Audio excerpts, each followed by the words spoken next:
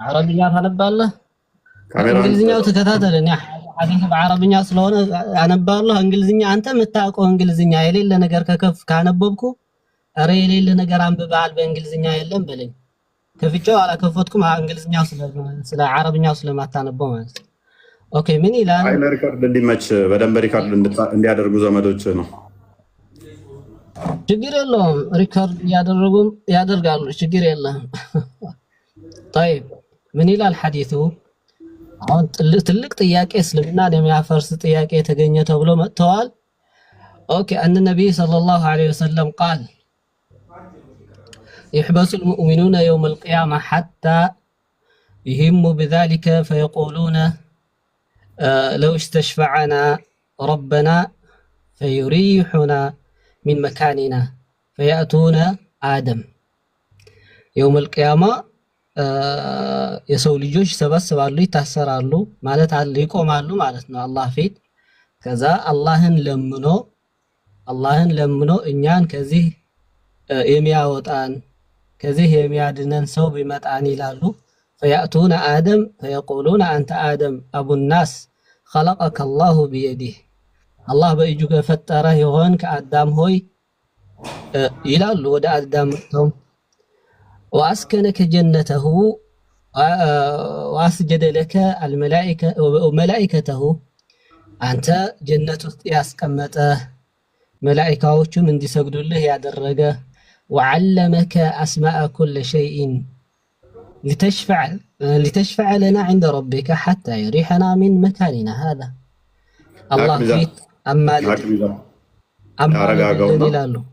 በእጆቹ የፈጠረ ስለዚህ አላህና አደም ተነካክተዋል ማለት ነው ቴንኪው ቀጥል ተነካክተዋል የሚል የለም ያንተ ንግግር አንተ ህፃን ስለምታመልክ የህፃን ስዕል እየሳልክ አታናግረኝ አሁን አንተ ጥያቄ ካለ ጠይቀኝ በእጆቹ የፈጠረ ማለት ምን ማለት ነው በእጁ ነው የፈጠረው አይደለም طيب ስለዚህ ኦኬ አዳምጣኝ እዚህ ላይ ነው ፈጣሪ ያለው ከተባለ ይነካካል ማለት ነው ሳይነካው ነው የፈጠረው እሺ ስለዚህ ፈጣሪ እጅ አለው ከተባለ ይነካካል ማለት ነው አይደል በእጁ ፈጣሪ እጅ አለው ከተባለ ፈጣሪ ይነካካል ማለት ነው አትጮ እኔ እንደዛ አላምንም ዋብያ እንደመሆነ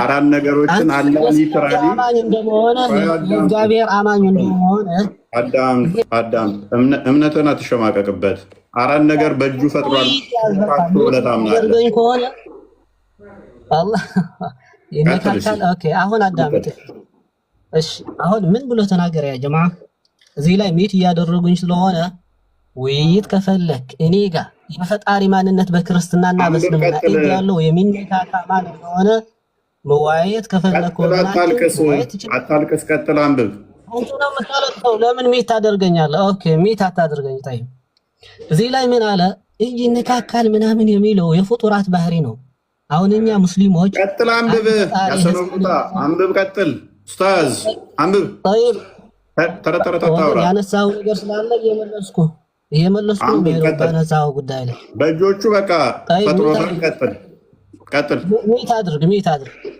ኦኬ እጁ ተነካካ የሚለው ይሄ የፍጡር አምላኪዎች ንግግር ነው አንድ ፍጡር ስለሆነ ቀጥል በእጆቹ ፈጠረው በእጆቹ ብለህ ታምናለህ አራት ነገር አንዱ አደብን ነው አላህ ያለው ብለህ ታምናለህ በእጆቹ ፈጠረው ብለህ ታምናለህ ቀጥል እሺ ፈጣሪ እጃለው ስለተባለ ኦኬ ሚት አድርግ እኔ ያብራራው ነው የሚገልጽልህ አንተ የምታነሳው ነገር አንድ ነጥብ ሳይቀር ገልጻለሁ ኔክስት ቀጥል አንብብ ገና እቺኛው የመጀመሪያ ጥያቄ ነው ገና ይወለው ደምን ባስለቅሳለሁ እዚህ አዲስ ላይ ቀጥል አንብባው አታልቅስ ኡስታዝ ያያችሁ ነው እኔ እንዳትወጣ ነገር ልመልስ እንዳትወጣ አንብብ አንብብ ቀጥል ወገን ይገልጻሉ አንተ ያነሳው ነገር አለ እዚህ ላይ ያንተን ተረት ማንም አይሰማም ቀጥል አንብብ ተረት አይደለም እምነቴ ነው ምነግርህ ኡስታዝ ተረት አታውራ አንብብ ወገናችን ተጨነቀሃል አይደል መልስ ስላለን ታውቃለህ እስልምና መልስ ስላለው ስለሚያውቅ ሰው እንዲናገር አንብብ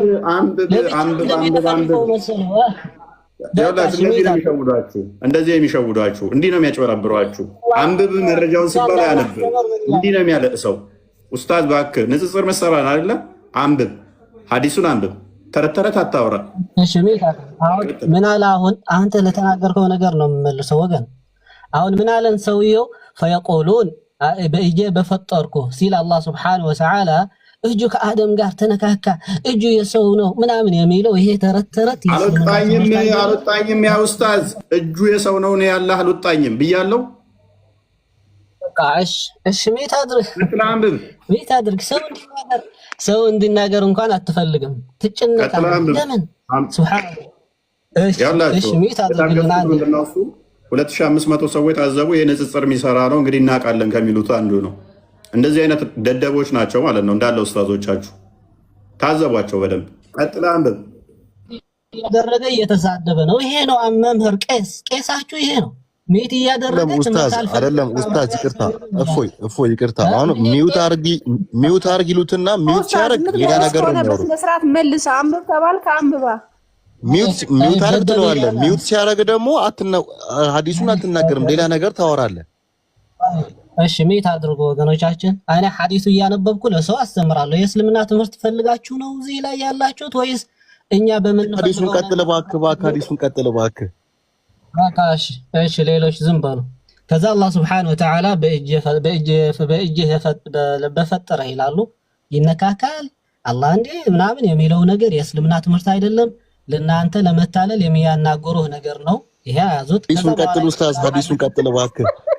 ላኢላሃ ወገን በካሽሚ ተድርግ አለ ትምህርት ብታነሱት ነጥብ እኮ እናውቃለን።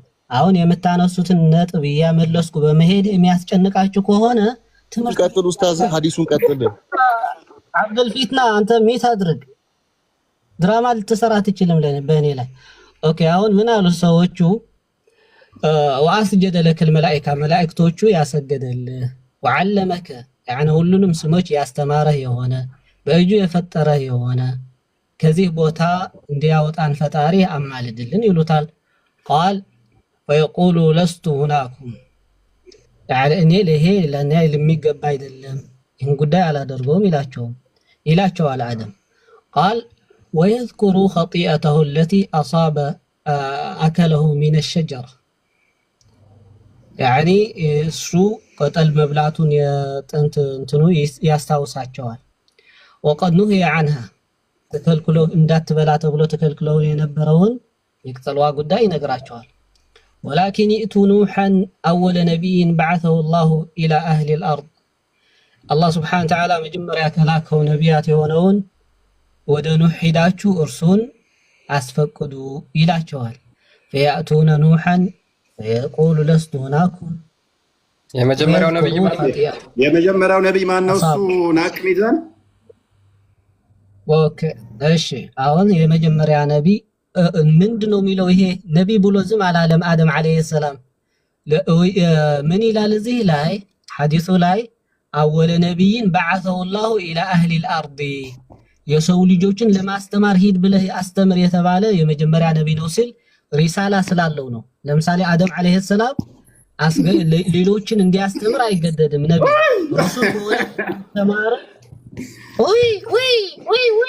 አይዞ ቀጥል። ኦኬ እሺ አዳምጥ። አሁን ረሱል ምንድነው? ረሱል ወነብይ የሚባለው ሪሳላና ሰዎችን ማስተማር መታገል ተገዶ ይሄንን ስራ ከሰራ አንድ ሰው ሪሳላ ወንቡዋ አጠቃልሎ የያዘ ነው። ስለዚህ ሪሳላ ወንቡዋ ግን አንድ ሰው ሰዎችን የማስተማር ግዴታ ያልተሰጠው ግን የአላህ Subhanahu Wa Ta'ala ወህይ የሚቀበል ከሆነ አንድ ሰው ግን ነብይ ይባላል። ስለዚህ ከሪሳላ ሰዎችን የማስተማር ኃላፊነት ተሰጥቶት ተረታታውራ በቃ ኡስታዝ ታገስ ነው። ኮስታውን ምንም የምታወራው ነገር ፍሬ የለውም። ኖህ የመጀመሪያ ነብይ ነው ብሎናል። አዳም አዳም የመጀመሪያ ነብይ የሚሉት ውድቅ ይሆናል። አንድ በሉ አደም የመጀመሪያ ነብይ አይደለም። ሁለት አዳም ተረተረተ እንዳግዘን ሰማነ እኮ ፕሌስ አዳምጥ። ለምን እንደሆነ እነግርሃለሁ። ፕሌስ አዳምጥ። አንደኛ አደምን ልብ በሉ። ሁለተኛ ኢሪሪስ አለ። ኢሪሪስ ከኖህ ቀድሞ ነው ያለው። አሁን ቀጥልና አንብብ። እንደገና ደግሞ ሉክ አደም ሸፋ መሆን ያልቻለበት ምክንያት ምንድነው? እሱ ኃጢአት የሰራው ያንን ትዝ ብሎት በኃጢአቱ ምክንያት ነው። ስለዚህ ስቲል በዛ ኃጢአት ውስጥ ነው ያለው አደም ማለት ነው። ያቺ ዕፀ በለሷን የበላው በዛ ኃጢአት ውስጥ ነው ያለው። በዛ ቪክቲም ሜንታሊቲ ውስጥ ነው ገና ያለው አደም። ሸፋ መሆን ያልቻለበት ምክንያት ምንድነው? አደም ዕፀ በለሷን በብላቷን አንዲት ጥፋት ያችን በዛ ስቲል ተጠያቂ ነው ማለት ነው። አሁንም ኦልራይት ቀጥላውን አዲሱን አንብብ። መጽሐፉን በዚህ ተጠያቂ ነው ማለት ነው። የሌለ ነገር አሁን የምትናገረው ንፋስ ማያነሳትን ነው ተናገርኩ። መልስ እሰጥሃለሁ። አዲሱን አንብብ። እሰጥሃለሁ መልስ። ሸፋ መሆን ያልቻለው ለምንድን ነው? ለምንድን ነው ያልቻለው? ኦኬ አሁን ለምንድን ነው አለ? ጥያቄ ብቻ መልስ። ለምንድን ነው አለ? ወገናችን አዳምጥ። እሺ ልመልስ። ድራማ ብትሰራባቸው ሰዎች ለምን? እሺ አሁን ሸፋ መሆን ያልቻለበት ምክንያት ምንድን ነው? እሱ ሐዲሱ ብቻ መልስ። የሰው ልጆች طيب አሁን አንድ ሰዎች በአላህ ፊት ቀርበው ሲጠየቁ አላህ Subhanahu Wa Ta'ala ቢምራቸው እርሱ ፊት ከኛ የተሻለ ነብይ አለና እርሱን ጠይቁ ብለው ሲያስፈቅዱ መተናነሳቸው አላህ ፊት እንኳን ለምን አልችልም ያለው ናቅ ሚዛን መተናነስ የሚለው ማለት ነብይ መሐመድ ኦኬ طيب አይልም ሙሐመድ ባክ ናቅ ሚዛን ለምትከፍታለህ ኃጢአት ሰርቻለሁ ዕፀ በለሷን ያድኔ በልቻለሁ ነው ያለው። ለምን ነው በእናትህ طيب ميت አታድርገኝ። መጀመሪያ ሸፋዓ ለነብይ መሐመድ ሰለላሁ ዐለይሂ ወሰለም ነው። ይሄ ሸፋዓ አዳመጥ። እሺ ወላሂ ትምህርት እንኳን አይፈልግም። በመሃል እየገባ ድራማ እየሰራ በምንድን ነው አወል መጀመሪያ ኑህ ዐለይሂ ሰላም የመጀመሪያ ነብይ እሱ ማለት ነው ምናምን ብሎ ድራማ ለመስራት የሞከረው ነገር አይደለም። ባክ ናቅ ሚዛን እየያትበልብን አሁን አንብብ በቃ ራስና ትግደል። ውይይት ማድረግ በለስኩ በደቂቃ ነው ወይ አይኔ እናንተ በደቂቃ ነው ወይ እስኪ መዋየት ፈልገው በመሃል እየገባ እንደምትረዱ በደቂቃ ነው ወይ በቃ እፎይ እንደዚህ እናድርግ ላስታርቃችሁ። አይ በመሃል በቃ እንትን የሚባለውን ተወውና እያነበበ ወደዛ ቤት ጥሩ ነው ማለት እንትን እዛ ስለሚወስድ እኔ እንዳብራራ ማለት እዛ ይድረስ። አይ በመሃል በቃ እንዳትጠይቁ እንዳታጨናንቀው። ያረበሽ ነው እያያችሁ ነው። መስም አይፈልጉም። አንተ ሰበብ እየፈለክ ነው። አንተ አሁን ላለመመለስ ሰበብ እየፈለክ ነው፣ ወደዛ ላለመሄድ። አሁን በቃ ይቅርታ ብለሃል። በመሃል አይጠይቅህም። ወደ ሐዲሱ ሂድ ኡስታዝ። አንብብና ዝም ብለህ ቀጥልሽ። አሁን መጀመሪያ ኡስታዝ ነኝ አላልኩም። ኡስታዝ አትበል። ቀጥል በቃ ዝም ብለህ አንብብ። እኔ በቃ እሺ አሁን ሜት አድርጉ። እናመሰግናለን። አሁን በመሃል ካልገቡ ታያላችሁ። ያጀማ መጀመሪያ ሪሳላ የሚባለው አንድ ሰው ኃላፊነት ተሰጥቶ ግዴታ ሐዲስ ነው እኮ ረሱላን የነብይ ያለው አላህ አንብበው ኡስታዝ። እያነበብኩ ነው ወገናችን። ምን ሆናችሁ? አላህ ምንድነው ተረበሻችሁ አይደለም? መልስ ስላለን በእስልምና እንደ ሰዎች እንዳይሰሙ መልስ በመሃል እየገባችሁ እየረበሻችሁ አረባ አላህ ይለብጀም አንብብ። ድራማ መስራት መልስ ፈልጋለሁ። ከሰሮና ተማር። 5 ደቂቃ ብቻ ተጠኝ። 5 ደቂቃ ልጨርስ። ከሰሮና ተማር። በቃ ሊወርድ ፈልጓል ማለት ነው። አይ ሊወርድ ፈልጓል። ያ ሰዓት መግደያ ነች። እንደዚህ አይነቶቹ ናቸው እንግዲህ የውሸት ሚዛኖች ንዝስር እናውቃለን ብለው እንትን የሚሉት። ኤኒዌይስ ዝቅ ብትል እንዴት እንደምቀብር አሳየ ነበረ ሙሉ አዲሱ ላይ ግን እየያበዛ። ኤኒዌይስ ክርስቲያን ቀጥል። ፓራፍሬዝ አድርገው ቶፒኩን አሁን አስረዳለሁ ብለው ሲሞክሩ ኡስታዙ ጭራሽ ሌላ ጥያቄ ብዙ ጥያቄ ነው የሚፈጠረው እና እዛ ቦታ ላይ ፖይንቱ ላይ መድረስ አልቻሉም። እኛ ግን ፖይንቱን ነው የምንፈልገው። አላህ ሙሐመድ ወደ አላህ ቤት ሄዶ ከዛ በኋላ ካስገባው በኋላ ሱጁድ ይወርድለታል። ሱጁድ ከወረደለት በኋላ ደግሞ ከአላህ ቤት ይወጣና እንዲያማልድ የተፈቀደለትን ሰው ያክል ከጀሃነም እሳት አውጥቶ ወደ ገነት እንደሚያስገባቸው ይናገራል። ከዛ እንደገና ለሁለተኛ ጊዜ ደግሞ ሌሎችን ወደ ጀነት ለማስገባት ወደ አላህ ቤት ድጋሚ ይሄዳል። ድጋሚ ወደ አላህ ቤት ሄዶ እንዲገባ ሲጠይቅ ፍቃድ ይሰጠውና ይገባል። ከዛ አሁንም የተወሰኑ ሰዎችን እንዲያማልድለት ይጠይቃል። ከዛ እነሱን እንደገና ከአላህ ቤት ይወጣና ወደ ጀሃነም ሄዶ ወደ ገነት ያስገባቸዋል። ድጋሚ ሶስተኛ ያለ አራተኛ ጊዜ ወደ አላህ ቤት ይመላለሳልማ ሙሐመድ። እኛ የፈለግነው እዚህ ይሄንን ፖይንት ነው። ስለዚህ የአላህ ቤት ምንድን ነው ነው ጥያቄያችን። አባስ ሰላም ነው? ኦኬ ጥያቄውን ሰምተዋል? ኦኬ የአላህ ቤት ምንድን ነው? እሱ ፍጡር ነው ወይስ ፍጡር አይደለም? እሱ ፈጣሪ ራሱ ለራሱ የገነባው ዙፋን አለ፣ አርሽ ይባላል። አይ አርሽ አይደለም። አርሹ ሳይሆን ቤቱ የት ነው ያለው? አርሹ ላይ ነው ያለው ወይስ የት ነው ያለው ቤቱ? ቤት አይልም። ቤት የሚል አንቀጽ የለም። ቤት ነው የሚለው፣ አርሽ አይደለም የሚለው። አርሽ አይደለም ቤት ወይም መኖሪያ።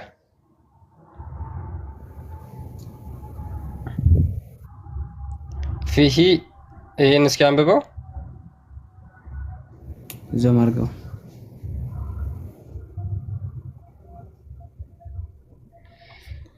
ይህን አንብበው ምን ይላል? ከላይ ልጀምርልህ፣ ከዚህ ከመጀመሪያው አንቀጽ ላይ። ኦኬ ይኸው ከሚታይ ጀምሮ እስኪ አንብበው ከዚህ አካባቢ ጀምሮ አንብበው። توبكاني فيأتوني فاستأذن على ربي في داري فيأذن لي عليه. من مالتنا في داره؟ في داري يعني እዛው አርሽ ነው في داره ይላል አይልም። ለምን ተዋሻለህ አባስ? ዳር ማለት እኮ የሆነ ቤት አይደለም። አረበኛው ቃሉን ክልስ ተከፈልክ ቤት አይደለም። ሰርች አድርግና ይኸው። ኦኬ ወዴት እንድገባ ተፈቀደልኝ ነው የሚለው እዚህ ጋር። ወደ ጌታዬ መኖሪያ እንድገባ ተፈቀደልኝ አይደል የሚለው? ኦኬ ስለዚህ እና አርሽ ነው የሚለው ይሄ።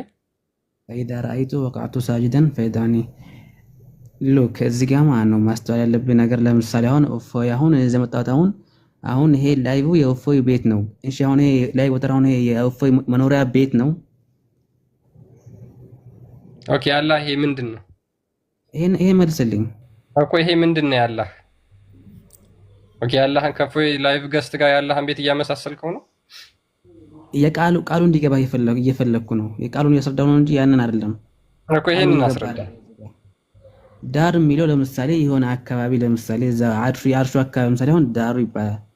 ለምሳሌ በቃ የትኛው በፈለከው ለምሳሌ እንደ ቀይ በለው ለምሳሌ ከፈለክም እንደምንም በለው ዳር በልና ወሰደው። እሺ እና ምን ይሁን ወይ ቃሉን ተረዳው።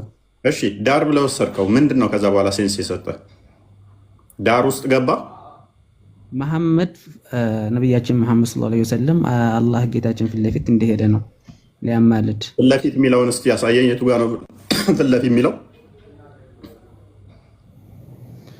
አስፋልኝ ፊት ለፊት የሚል ቃል እዚህ ውስጥ አለ?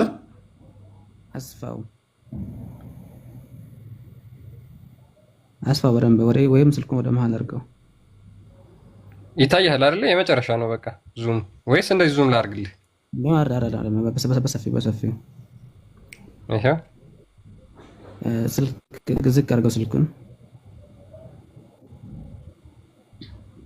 በቃ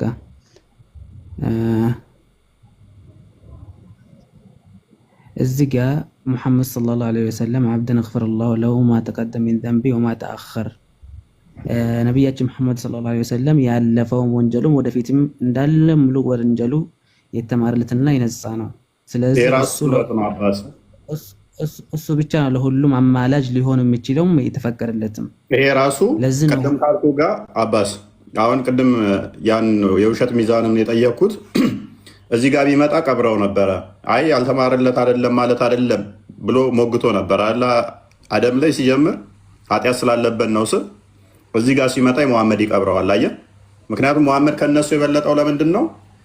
ያለፈው ኃጢአቱ ስለተማረ ወደፊቱም ስለተማረ አይደለ? የተማረለት ነው። which means ከሌሎቹ እንዲበልጥ ያደረገው ኃጢአቱ ያለፈው ስለተማረ ወደፊቱም ስለተማረ ነው አይደለ? አንዱ ይሄ ነው። ባይ ዲፎልት ምን እያልከን ነው ማለት ነው አባስ? የነኛ ኃጢአቶች አልተማረም ማለት ነው። ቴንክ ዩ። የነዛ እንግዲህ ገና የውመል ቂያማ አላህ እዛው በፊት ለፊቱ የሚመራቸው ይሆናል። ግን ይሄ የነብያችን መሐመድ ሰለላሁ ዐለይሂ ወሰለም በምድር ላይ አላህ ግልጽ አድርጎ የተነገረለት ነው። በምድር ላይ የነገረው ይስማታ ገና ቀደም ያልኩት ትክክል ሆነ ማለት ነው አባስ። አየህ ቀደም ያውተታ ሙዛን ቆይ። ስለዚህ እነኛ ነቢያቶቻቸውን ጋር ገና ኃጢአት ውስጥ ናቸው ማለት ነው። አደም አሁን ሉክ ሸፋ መሆን ያልቻለው ምንድነው? ቅድም ስለው ያ ብሎ የወጣው ኡስታዝ ንጽጽር ይሰራል የሚባለው አልችልም ያለበት ምንድነው? ጸበለስ አንዴ በልቻለሁ ኃጢአት አለብኝ አልችልም። አላህስ ሶሪ ሙሐመድስ ከነሱ ሁሉ የበላይ እንዲሆን ያደረገው ለምንድን ነው? ትንሽ ዝቅ አድርገው የኢሳኒ አድርገው ይጀምርልን። ሙሐመድ ደግሞ ከነሱ እንዲበልጥ ያደረገው ምንድን ነው? በፊት የሰራው ኃጢአት ተምሯል፣ ወደፊትም ይማራል፣ ወደፊት የሚሰራው። በዚህ ምክንያት አንተ ከነሱ ትበልጣለህ። ይሄ አላህ ብለህ የምትከተለው አካል ኢፍታዊ መሆኑን የሚያሳይ ነው። እንዴት በለኝ። የሌሎቹን ነቢያቶች አንድ የሰሯትን እንኳን አልምርም ብሎ ለነብይህ ሲሆን ግን አስቀድመው የሰራውን ምሮታል፣ ገና ለሚሰራው ምረት አድርጎለታል። በዚህ ደግሞ ከሌሎች ነቢያቶች ትበልጣለህ ብሎ ማለቱ አላህ ኢፍታዊ ዳኛ መሆኑን የሚያሳይ እንጂ ሙሐመድ በራሱ ፐርፌክት የሆነ ወይም ደግሞ ጎበዝ ጥሩ ያለው ሆኖ ሳይሆን አላህ ኢፍታዊ መሆኑን የሚያሳይ ነው። በኃጢአት ተጨማልቆ ኃጢአት ሰርቶ አሁን የኢሳን አንብበው። ኢሳ ያልቻለበት ምክንያት ምንድን ነው? ኢሳ ያልቻለበት ምክንያት ምንድን ነው? አንብበው። ቀጥልና አንብበውና ታስረዳኛለህ። የኢሳን አንብበውና ኢሳ ወደ ሙሐመድ ለምን እንደላከው ከይቅርታ ጋርና እንደ ባንድ እንሂድ። ቀጥል። የኢሳን አንብበውና አብረህ ቀጥል። አብረህ መልስ ሁለቱንም። ይህን አሁን ልንገርህ እዚህ ጋር መሐመድን ልዩ አድርጎ ወደደው። ለምሳሌ ልስጥህ፣ ፈቃደኛ ነህ ለመቀበል ምሳሌ? ቀጥል ካዋጣ በምታመጣው ምሳሌ ግን እኔም እንድቀብር ወይም ደግሞ አምስት ልጅ ቢኖርህ አምስቱን ልጆች አሁን እኩል ላትወድ ትችላለህ። አንደኛውን አስበልጠህ ልትወድ ትችላለህ። አሁን ታዲያ ይሄ ሌሎቹን አልወደድክም ያስብላል፣ ኢፍትሃዊን ያስብላል። አንዱ ፍትሃዊ ሊያስብል ይችላል። ሞር ብትወደው አንደኛው ልጅህን ብቻ ሞር ብትወደው፣ ሌሎቹን እኮ ጠላቸው ማለት አይደለም። ግን አንደኛው ልጅህን ሞር ብትወደው ሌሎቹን እንደ ኢፍትሃዊ ይታያል፣ በደንብ ይታያል። ፈጣሪ ዘንድ እንደኛ በሰውኛ ከሆነ ኮምፔር የምታደርገው ገና አንተ አሁንም ጨለማ ውስጥ ነው ያለው ማለት ነው። በፈጣሪ ዘንድ እንደኛ ገና ምን አሁን አንተ እያደረከ ሹመት ጉዳይ ነው። ምድራዊ ሹመት አይደለም፣ ይሄ ሰማያዊ ነው። እሱም ደግሞ የተያዙበት ምክንያት ምንድን ነው? አንደኛው አንዲት ኃጢአት ብቻ ነው የሰራው።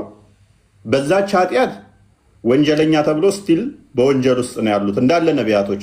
ወደ 124,000 መልእክተኛና ነቢያቶች አሉ፣ ወንጀለኛ ናቸው አንዳንድ እንኳ ሰርተው።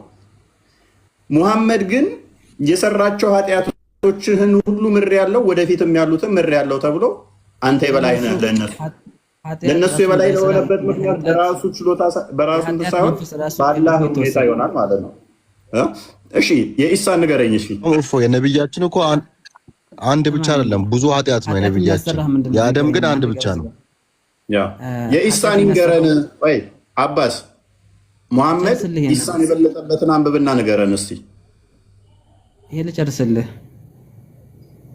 አንተም እንደ ናቅ ሚዛን እንትናል። ቀጥል። እሺ ጨርስና ጠይቅህ በፈቃደኝነት ነው። መልሱንም ከፈቀድክ ነው፣ ካልፈቀድክ እኔ እሄዳለሁ። ቀጥል። መሐመድ ማን ነው? ከሌሎቹ ልዩ የማደርገው እሱ ሲጀምር ነቢያችን መሐመድ ሰለላሁ ዐለይሂ ወሰለም ገና በልጅነቱ ነው ጥፋትን እንድትሰራ ኃጢአትን እንድትሰራ የሚያደርግህ ሰይጣን ነው። መሐመድ ማን ነው? ገና በልጅነቱ መላኩ ገብርኤል መጥቶ የመሐመድን ልብ አውጥቶ የሰይጣን ቦታ ሰይጣን በሱ ላይ እንዳይነክስ በሱ ላይ አቅም እንዳይኖረው ያችን የሰይጣንን ቦታ ነጥቆ አውጥቶ ልቡን አጥቦ አንጥቶ ነው የመለሰለት ገና በልጅነቱ። ስለዚህ እሱ ሰይጣን እሱ ላይ ሰይጣን አቅም የለውም። ሌላው ግን ሰው ልጅ ላይ ሁሉ ግን ጀምሮ አንተ ላይም ጀምሮ የሰይጣን አቅም አለ። ስለዚህ መሐመድ ውሸታም ነበር። ልጅነቱ ጀምሮ ሴጣን ልብ ላይ ያለውን አወጣለት። ስለዚህ አቅም የለበትም ካልከን ድግምት ተሰርቶበት ነቢይ ከሆነ በኋላ የሰራውን ሳያቅ ወሲብ እንዳደረገ የሚመስለው መሐመድ ውሸታም ስለሆነ ነበር እንጂ ድግምት ሳይሰራበት ዝም ብሎ ነበር ሲቃዥ የነበረው እያልከን ነው። ከዛም በኋላ ሴጣን አለብኝ ያለው ሊስን ክፈት ለክርስቲያን የለም እንደዚህ የሚል ብሏል። ነቢይ ከሆነ በኋላ ድግምት ተሰርቶበት ያልሰራውን የሰራ የሚመስለው በሕፃንነቱ የሴጣኑ ፓርት ከወጣለት በኋላም እንኳን እንደዛ በሴጣን ውስጥ ነበረ፣ በሴጣን እስራት ውስጥ ነበረ። ሴጣንም አለብኝ ብሎ ነበረ። በሚያሳዝን ሁኔታ አባስ መርዶ ልንገርህ፣ በልጅነቱ ብቻ ሳይሆን በሚራዥ ቀን ራሱ ልቡ ተቀዷል። ነቢይ ከሆነ በኋላ ልቡ እንደተቀደደ ታውቃለህ? ልቡ እንደተቀደደ ታውቃለህ? አንተ ከቁርአን ውስጥ ልታሳየኝ ትችላለህ? ልቡ የተቀደደ የሚለውን አሁኑኑ አንተ ላልካት ይኸው ከፍል አድርገህና ንጽጽር አቆማለሁ። ከቁርአን ውስጥ አሳየኝ እስኪ ልቡ ተቀደደ የሚል ሙሐመድ ልቡ ተቀደደ ከቁርአን ውስጥ የሚል ያወራኸው እኔ ጋር አሁን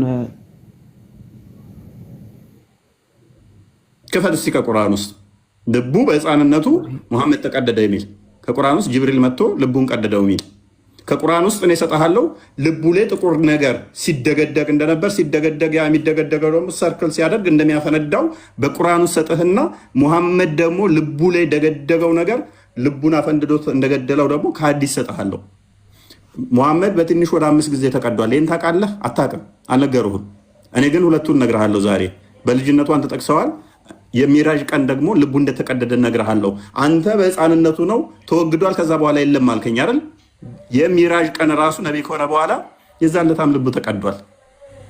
ሲጫወትበት ነበር ሴጣን እየመጣ። ኤኒዌይስ ማጂኩን ላሳየህ አንዴና ልክ እያንዳንዱን ያለው ማለት ነው። ኧረ በጣም ብዙ ነው ያለው። በሲራ ጉዞ ተቀዷል። በሲራ ጉዞ አባስ መሐመድ ሁሌ ሲተኛ ሰይጣኔን አስወጣልኝ እያለ ነው የሚተኛው።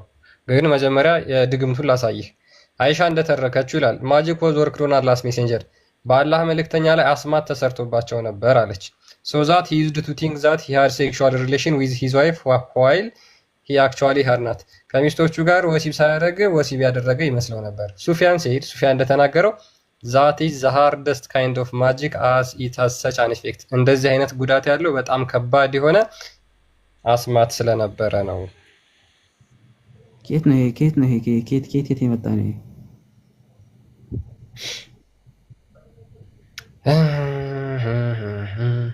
ያው ከዚህ የመጣ ነው። አረበኛው ላይ አድርግልኝ ከፍ አድርግና። እሺ ኦኬ፣ ቀጥል እስኪ።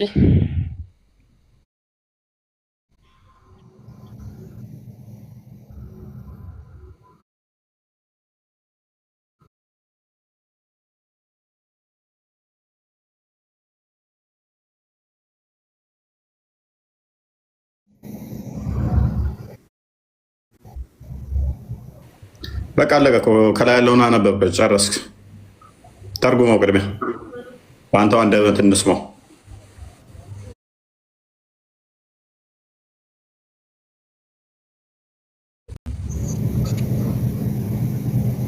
ከፍ አድርገው። እያነበብኩ ነው። ተርጉም ቅድሚያ ያነበብከውን ልጨርስ። ያነበብከውን ተርጉም። ከላይ ነው ያለው አዲሱ። ቅድሚያ ያለውን ጨርሰው እንዳልኩት ሳይሆን በአንተ ንግግር እንስማው። ምንድን ነው የሚለው? ቃት አይሻ ናት ይሄንን ነገር የምትዘገበው ይላል እዚህ ጋር ረዲየላሁ ዐንሃ ቃት ካነ ረሱሉላህ ሰለላሁ ዐለይሂ ወሰለም ሱሒረ ሐታ ካነ የራ እነሁ እዚህ ላይ ድግምት ተደረገበት። ካነ ሐታ ካነ እነሁ የራ እነሁ ያእቲ ኒሳ ወላ ያእቲሂነ ሴቶችን ያው እንደሚገናኝና ግን ሳቂናቸው እንደነበረ ምናምን ነገር ነው። ቴንክ ዩ። ይሄ ነብይ ከሆነ በኋላ ነው አይደለ? አይ ዶንት ኖ። አይሻን ያገባት መቼ ነው?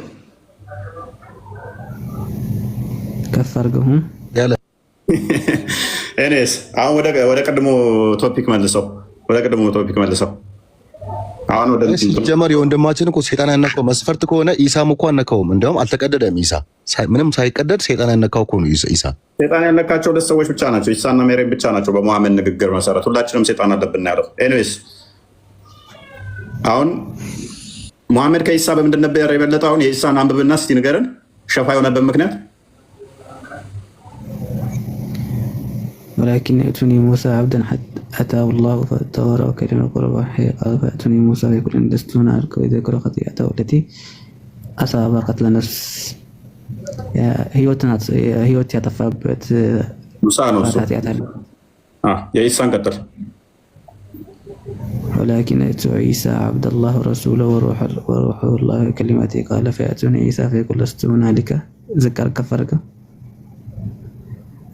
ولكن ائت محمد صلى الله عليه وسلم عبدا غفر الله እዚህ ጋር ምንም ነገር አላለም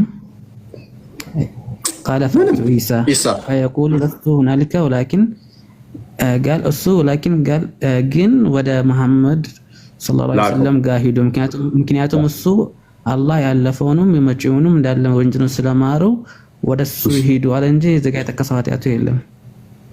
ኢሳ ምንም ኃጢአት እያለ ያልተማረው ኃጢአት ያልሰራው ምንም ኃጢአት የሌለበት እያለ አንተ ኃጢአት ሰርተ ስለተማርክ ወደፊትም ኃጢአት ስትሰራ ስለመመረህ አንተ ከሁሉ ትበልጣለህ።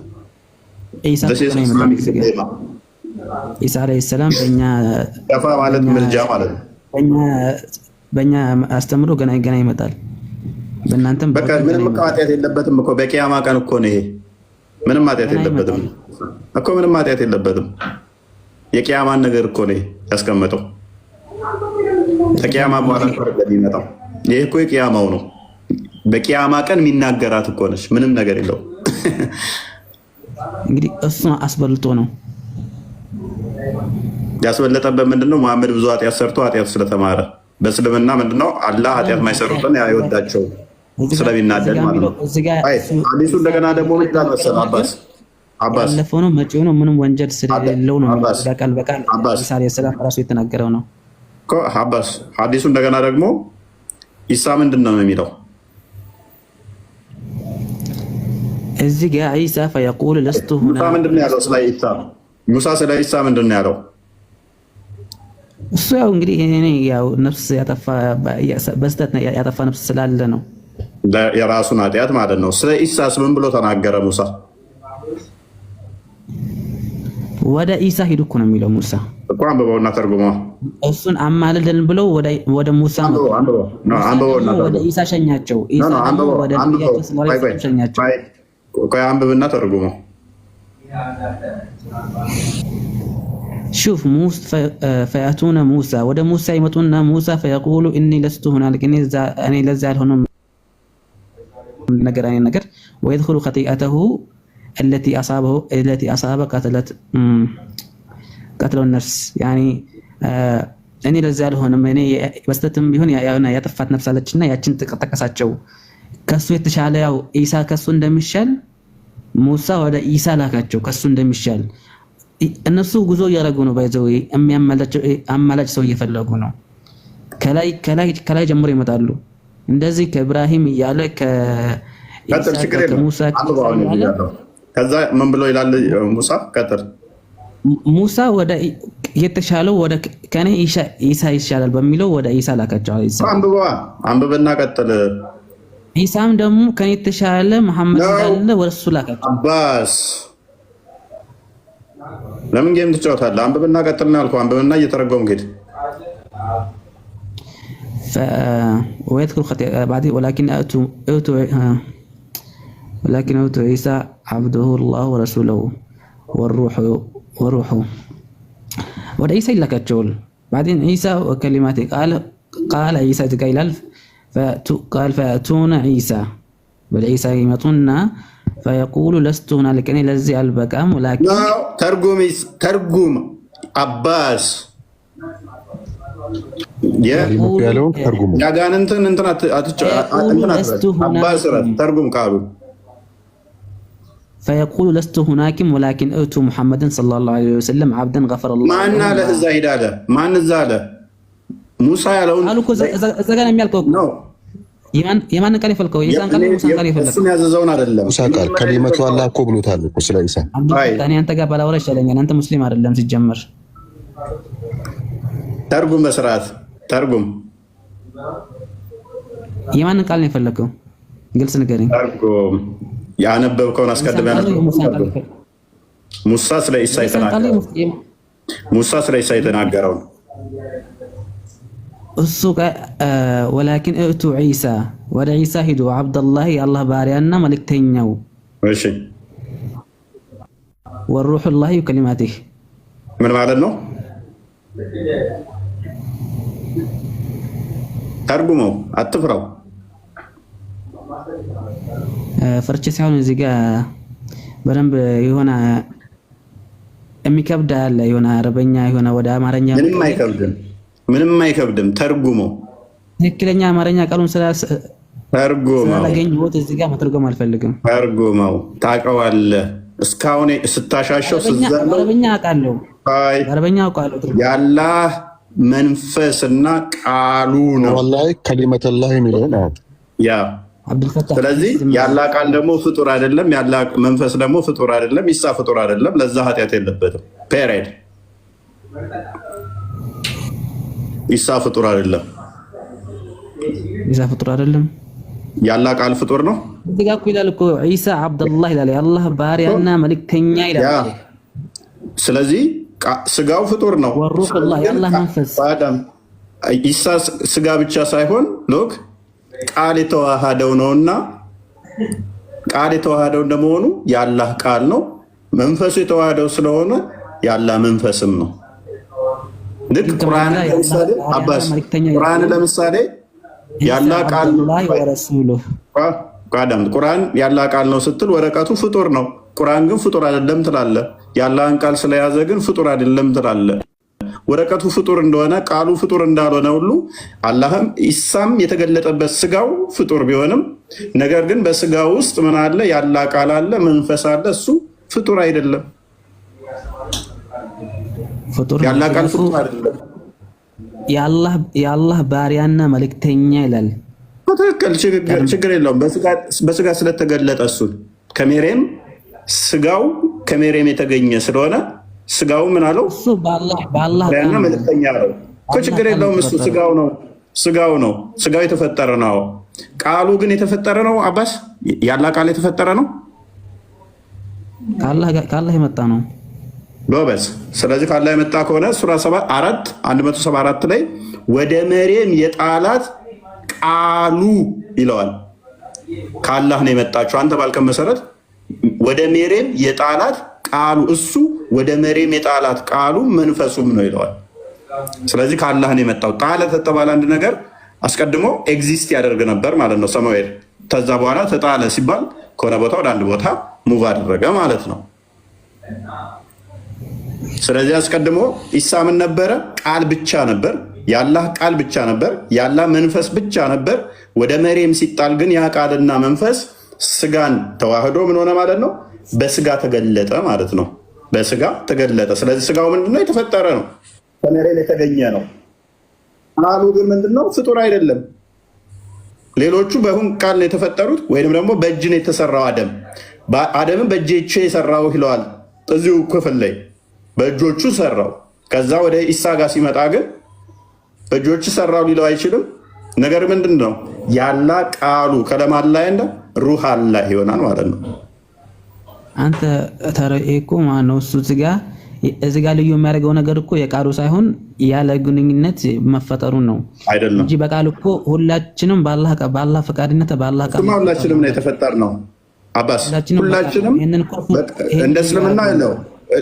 እንደ እስልምና ሁሉም በቃል ነው የተፈጠረው። ማተር አያደርግም። ነገር ግን ኢሳ ከሌሎቹ ለየት የሚያደርገው ምንድን ነው? ያላ ቃሉ ነው። ሎክ ቃሉ ነው ያላ ቃል ነው። እሱ እዚህ ጋር የሚያደርገው አባስ ሊስን አንድ ብቻ ነው ፈልገው፣ ብዙ አይደለም። አንድ ብቻ አይደለህም አንተ። ከነቢያት ከኢሳ ውጪ ያላ ቃሉና መንፈሱ የተባለ አንድ ብቻ ከቁርአን አይደለም ከሐዲስ ራሱ ከፈለክ አንድ ብቻ እንጣልኝ። ከኢሳ ውጪ የአላህ ቃሉና መንፈሱ ተብሎ የተጠራ አልገባኝም። ገብቶሃል? ኢሳ እንደተጠራው ከሌሎች ነቢያቶች ሲለዩት ሎክ ሁሉም መለያቸው ነው እየተነገረ የመጣው። ኢብራሂምን የአላህ ፍሬንድ ይለዋል።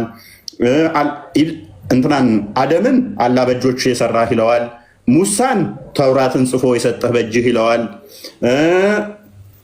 ኢሳ ጋር ሲመጣ ግን ለምባይዘው ይሄንን በእጁ ሳይሆን ይሄን መልአኩ ገብርኤል ነው የሱን ተውራትን ጽፎ አልሰጠውም።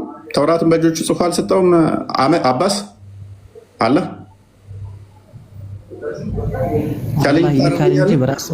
ቻሌንጅ ታደርገኛለህ?